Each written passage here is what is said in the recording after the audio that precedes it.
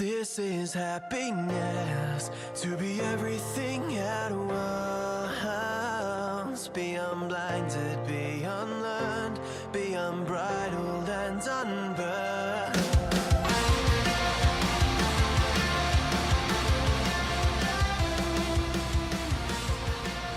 Hey everyone, and welcome back to a brand new episode of Mood Prep. My name is Dave Nixon, and I would love to remind you today that you can also find us online.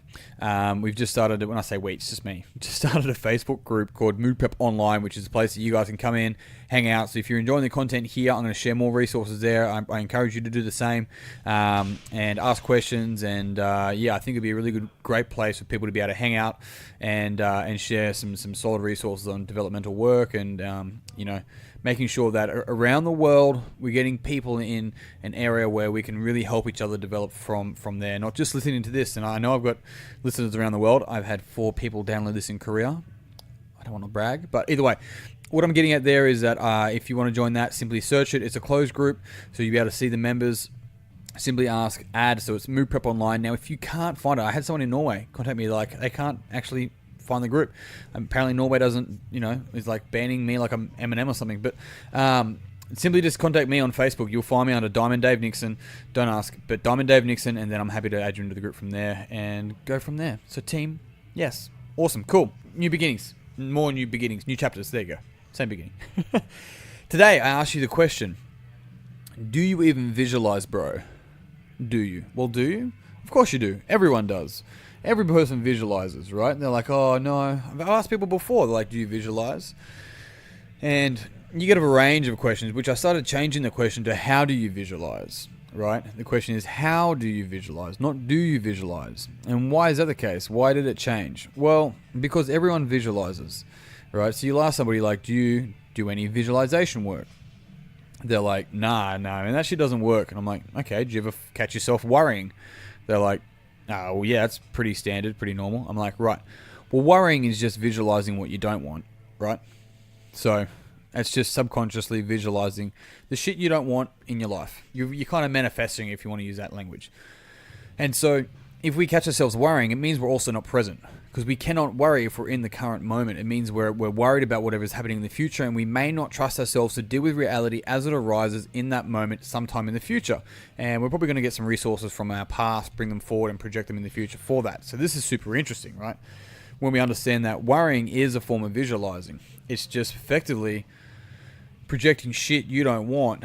So if we had a choice of going, well, how can we visualize effectively and make sure that we sort of at least project some shit in our life that we do want, a lot of sort of hippie yoga stuff, which I'm not saying that in a negative way. It really is a loving, hippie, green yoga space, especially if you look at the Claire Graves model of spiral dynamics. It's like a lot of those people talk about manifesting and all that kind of shit. And hey, look, I said last podcast, you don't see the world as it is, you see the world as you are. And so if you're in a much more, for lack of a better term, positive space, then you're going to have more positive shit, because you're going to put more of a positive spin on it. And I think that's a healthy way to look at things, because you don't then miss opportunities that come your way. It's really difficult to be negative and hating on shit and then get a really good opportunity. It's like, what do you, like, you think the universe should feel sorry for you, so it should just give you things to make you feel better? You have a fucking lesson right in front of you, screaming at you, making you feel like shit, and you want someone to feel sorry for you? It's like, this is difficult, this happens, and it's time to eat that frog, do the difficult thing, and move towards it, as we always talk. And if you find yourself in these negative slumps, then cool, like, let's address some things. Let's look at your sleep, let's look at your screen time, let's look at your food, right? Let's look at all those things before we start looking at medication. Now, that's a very broad statement, and I understand there are levels and layers to that. And I'm not saying stop taking medication, not for a single moment. I'm saying there are other things to look at as well, not instead of. That is your call.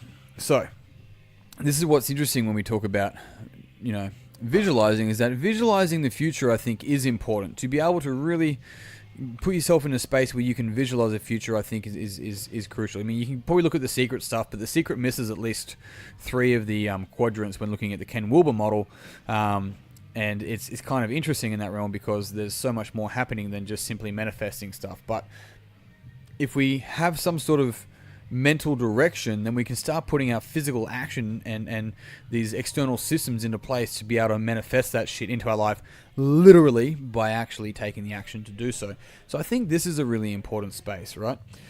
And one of the challenges is making sure that when we are spending time thinking about the future, which we often will do, some people more than others, we're not thinking about the current moment. We're not present. Okay, cool. Recognize that. Don't just let it be subconscious and always daydream about the future. If you do the Enneagram, use peacekeepers. You type 9s will do this. But otherwise, what's really crucial then is to understand that that future isn't reality. Have you ever thought about the future and then you felt anxious? Or you thought about the future and then you got excited? It's like you've literally changed your state by thinking. Nothing's happened. Nothing has happened. You're worried about someone finding out about X, or maybe you weren't honest somewhere and you're worried about this in the future. It's like you are literally changing the state of your physiology without even doing anything but thinking. Do you understand the fucking power of that? Can you think of the power of that kind of shit? It means that you have the ability to change your state at any moment in time.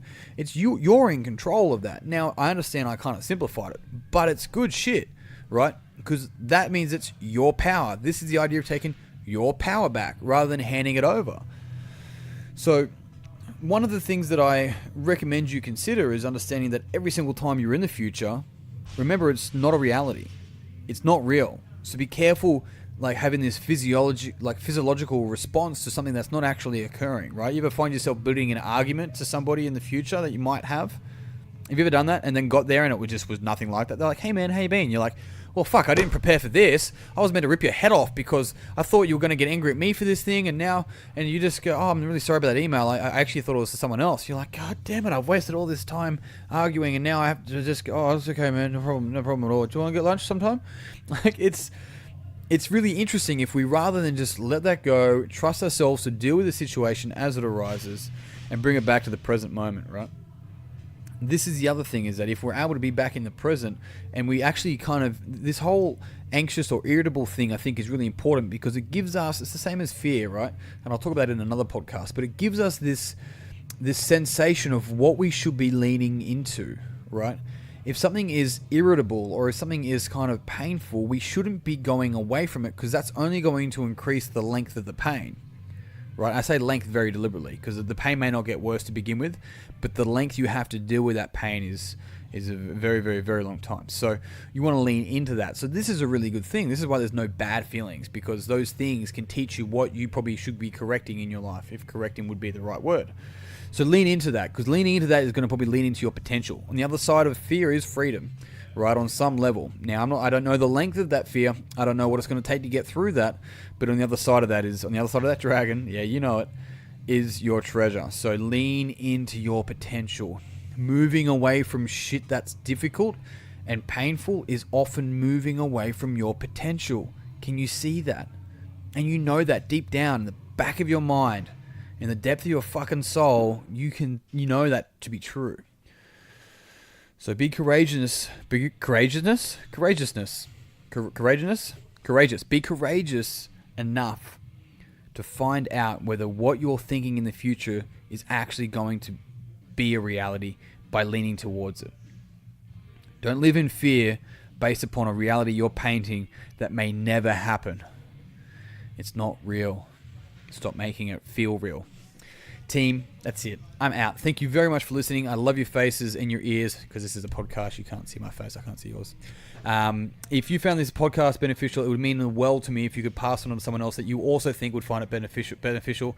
And as I mentioned before, there is Mood Prep Online. So if you jump on Facebook, you enjoy this stuff, you want to see more of it, you have questions, jump on Mood Prep Online. I'd love to see you in the group and have some banter, and we can go from there. Otherwise, as always, you know the drill. Peace and pizza. Kick today in the dick and slay the dragon. I'll see you soon. To be everything at once, be unblinded, be unlearned, be unbridled and unlearned.